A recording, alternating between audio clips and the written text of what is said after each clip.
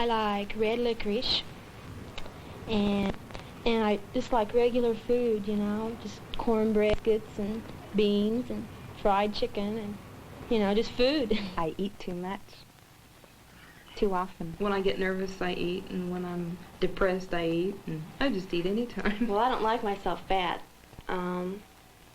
I really, in fact, I could say I hate myself, and I feel really self-conscious around other people. I feel like everyone's watching me, and I feel like, you know, a fat person just isn't lovable. My parents are overweight. It could have been from their example, but I think it's just because of myself. I just never controlled myself or my diet or anything. I'm too fat because I eat too much. Well, maybe I think food is security. It kind of numbs me. I don't date very much. I date a few times, but most of the guys are just friends. So it doesn't really matter anyway. My sister came up to see me, and she's lost a lot of weight, and she's just, you know, wherever we went together, everybody was always, "She's your sister? Wow. You know, your sisters? I don't see how you can be sisters. You don't even look at all alike." And here she is, 95 pounds, you know. Mm-hmm. So what were they telling you, Claudia? Your big sister's a fat slob.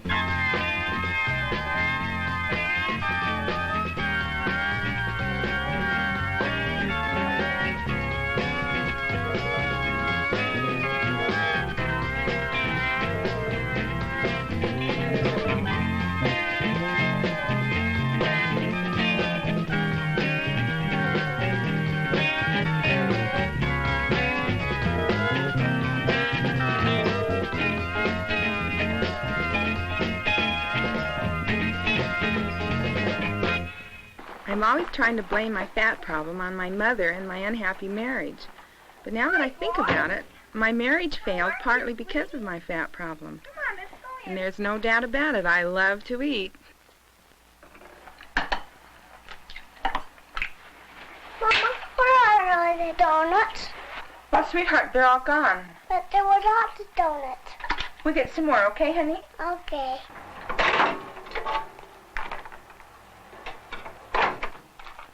I'm not buttering toast for my roommates.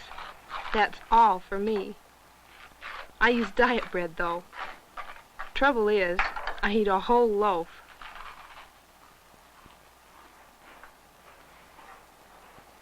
And that's skim milk, a quart of it.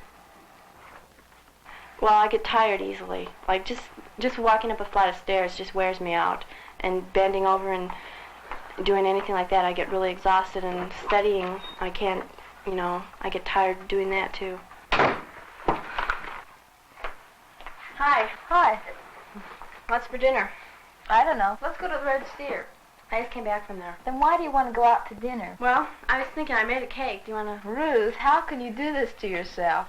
And me, I'm going to be as fat as you are. What's wrong with being fat? Lots of great people are fat. Besides, just one little piece of cake won't hurt. I haven't eaten anything all day. My weight problem is sort of like an iceberg's.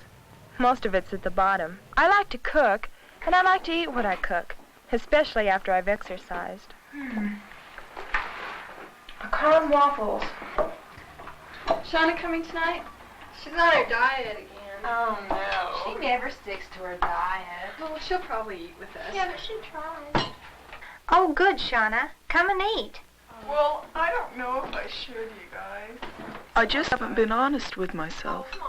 Sure, I date a little and make believe I'm happy, but I don't have any really close friends. I dream about being thin someday, but how can just one little brownie make any difference? No, I'd make fun of myself so that other people wouldn't get a chance to. And it seemed that no matter what I was doing or who I was with, I was eating. I ate, and I ate. I just kept putting it in. And I'd do everything that I could with hair and makeup and clothes to try and distract people from looking at my fat. Heather cooks in an off-campus apartment for boys. Unfortunately, she eats the same food she fixes for them, and with her metabolism, she can't afford it. What? That's your third bowl. My second. How come you eat so much? I didn't eat anything. I haven't eaten all day. What'd you do? I studied. I gain weight every winter, and then I lose it in the summer, sort of like a yo-yo, up and down. One problem with me is I seem to get dates even when I'm fat, so I'm not really that motivated to get thin. I don't know why I eat all the time. I'm not really hungry. It's only 2. Well, this is my problem. I'm not being realistic, I don't think.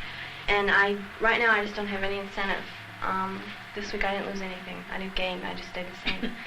And I just, I'm happy. Everything's going along fine. And I just don't have, right now I can't think of a reason to lose weight for myself. And I guess what I have to do is to want to lose it before I can lose it. What reason did you initially start with? I don't know. You wouldn't have come looking us up. Well, I want to lose weight. That's kind of an abstract, desire. But I don't really, really feel it, really deep down. And I don't know if I will be able to lose weight until I really do, get a really strong urge to do it. Well, I can't very well fight it, because I've done the same thing. I felt the same way she has, too. At times I've felt like, well, why do I have to lose weight? People look at me, but it doesn't really bother them, so why should it bother me? I have to have a motivation. This is part of our commitment action approach to weight control. The girls meet weekly in therapy sessions where behavioral change is emphasized. Overweight people tend to be dishonest, inconsistent, and irresponsible.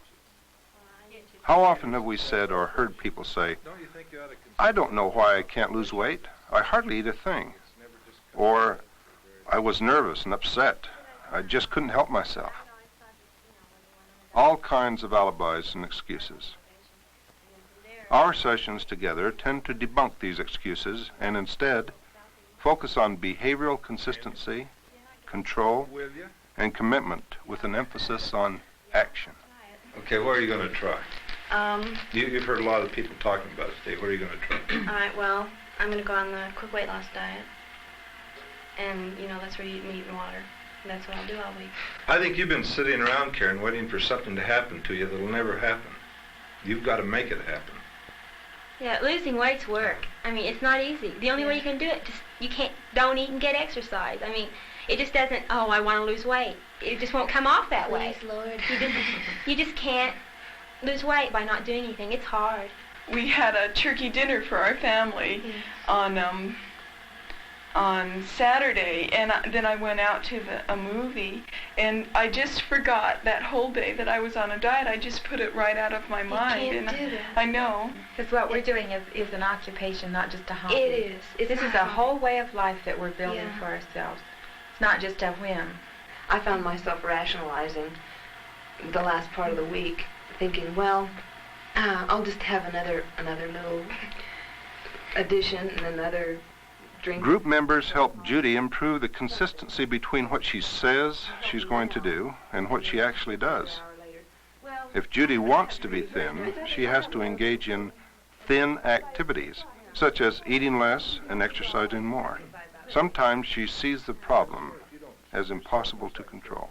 We try to help her refute this. This is what I talk about dishonesty, Karen. It's the kind of thing that Judy's talking about now, kidding herself. You can explain it, and then that somehow makes it okay, doesn't it, Judy? Now that's the thing right there. See, if you can't be honest with yourself, then you can't be honest with us. It's easy for the girls to pick out flaws in each other, but far more difficult to spot their own emotional hang-ups and do something positive about them. Well, she can if she's dishonest. Well, we've been all running from something. We've been closing our eyes and stuffing our mouths. But for one reason or another, but the reasons don't really matter when it gets down to it. If you want to stop it, you have to change your behavior. You must stop eating and you must do something else.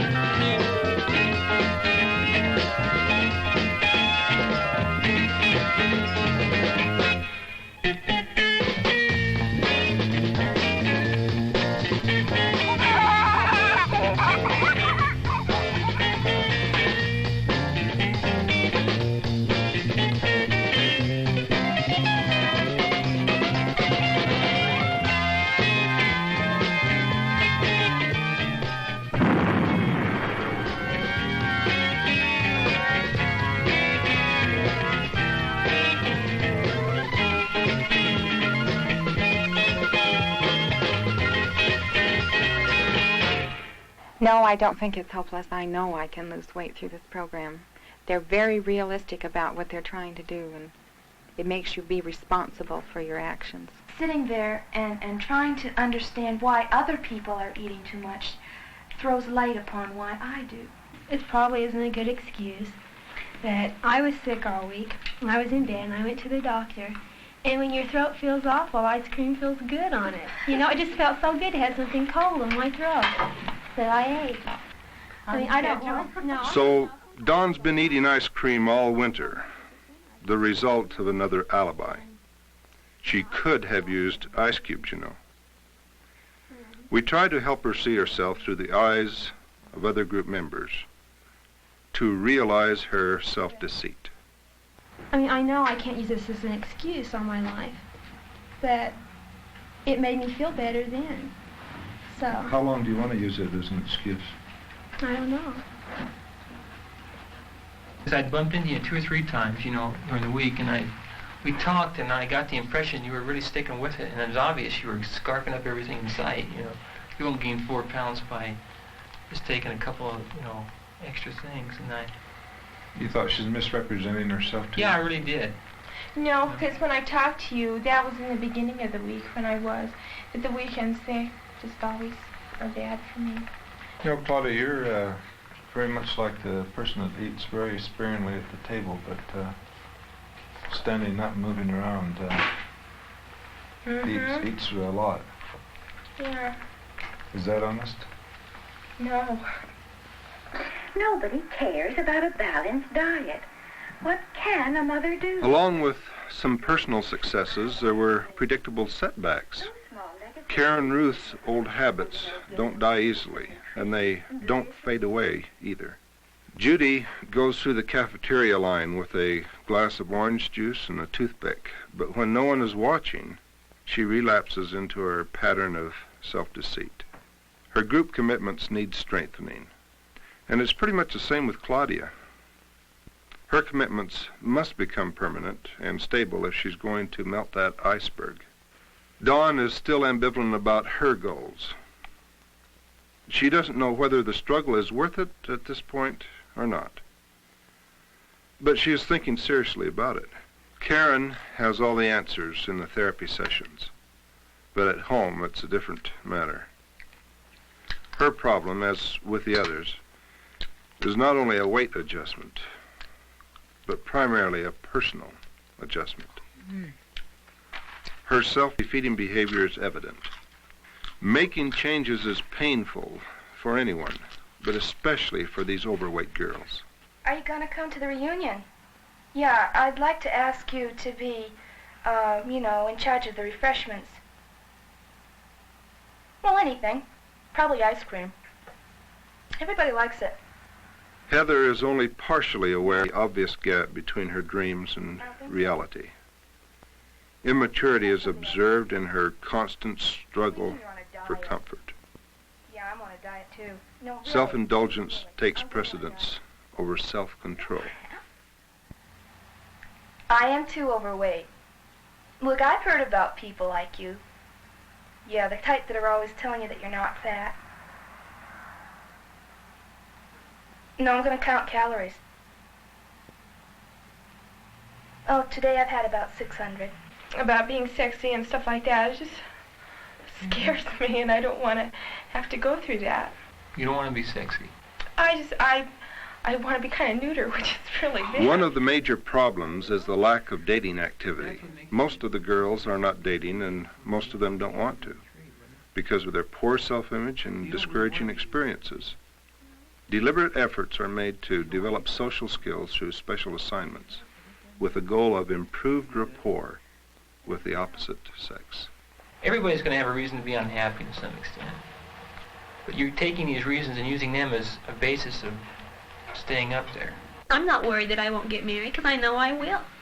Oh, And so that's not my hang-up. But Dawn, your past history and Karen Ruth's past history indicates that you're both in ruts. That's true. And if you don't get out of those ruts, you're going to be in them just like Morty's saying when you're married, as well as you are That's now. what I'm trying to do. I'm trying to get out of my rut right now.